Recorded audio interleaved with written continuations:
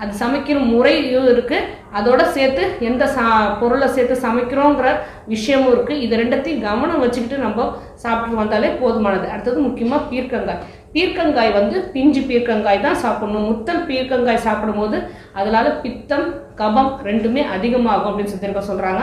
So பீர்க்கங்காய் எடுத்துக்கிட்டோம் அப்படின்னா, அதுவும் இப்போ ஹைப்ரிட் பீர்க்கங்காய் நிறையா வருது. ஹைப்ரிட் பீர்க்கங்காயில் சத்து இருக்கா இல்லையாங்கிறது வேற விஷயம். ஆனால் அதை தாராளமாக சாப்பிடலாம், அது எல்லாருக்குமே ஒத்துக்கும்.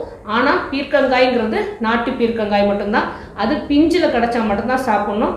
முக்கியமாக முழு தோலையும் எடுக்காமல் அதில் உள்ள வரி தோலை மட்டும் எடுத்துட்டு உள் தோல் சின்னதாக இருக்கிற தோலோட சமைத்து நம்ம சாப்பிடும்போது அதில் உள்ள ஃபைபர் வந்து நமக்கு உடலுக்கு ரொம்ப ஒத்துக்கும். அந்த ஃபைபர் வந்து என்ன செய்யும் அப்படின்னா, நம்ம உடலில் வந்து கபம் சேர விடாமல் பார்த்துக்கும், கான்ஸ்டிபேஷனும் இல்லாமல் பார்த்துக்கும். இந்த மாதிரி தான் காய்கறிகளில் நமக்கு ஒத்துக்குது ஒத்துக்காது அப்படின்னு எதுவுமே இல்லாமல் எல்லா காய்கறிகளையும்